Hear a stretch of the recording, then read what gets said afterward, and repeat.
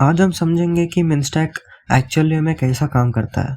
React, node, express और MongoDB एक साथ मिलकर एक वेबसाइट को कैसे रन करते हैं। चलो सीधे पॉइंट पे आते हैं। जब यूज़र किसी भी मिनस्टैक वेबसाइट को ओपन करता है तो सबसे पहले रिएक्ट फ्रंट एंड को लोड करता है।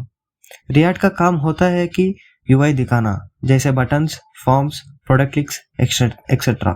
अगर रिएक्ट को बैक एंड से डाटा चाहिए होता है तो वो सीधा सर्वर को रिक्वेस्ट भेजता है।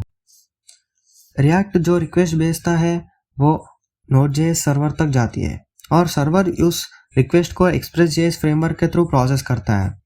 एक्सप्रेस डिसाइड करता है कि इस रिक्वेस्ट को क्या करना है, जैसे डाटाबेस से लेना है या यूज़र को ऑथेंटिकेट करना है और क्या।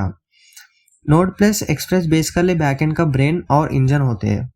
अगर रिएक्ट ने जो रिक्वेस्ट भेजी है उसको डाटा चाहिए तो express plus node MongoDB database में क्वेरी भेजते हैं।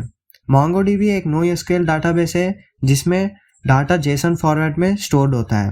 मोंगोडीबी रिक्वेस्ट को प्रोसेस करता है और रिक्वायर्ड डाटा बैकएंड को वापस देता है। मोंगोडीबी से डाटा मिलने के बाद एक्सप्रेस प्लस नोड.js फिर उस डाटा को एक फॉर्मेट में करते हैं और रिएक्ट फ्रंट एंड को रिस्पॉन्स में सेंड कर देता है। ये पूरा प्रोसेस API के थ्रू होता है, जैसे get slash products, get slash users ऐसा। और ये एक्सप्रेस का काम होता है और रिएक्ट बैकएंड से डाटा रिसीव करता है और यूआई को अपडेट करता है ताकि यूज़र को तुरंत अपडेटेड इन्फॉर्मेशन दिखे। इससे वेबसाइट फास्ट और रिस्पॉन्सिव फील होती है। चलो फाइनली एक छोटा सा समरी देखेंगे कि क्या हो रहा है।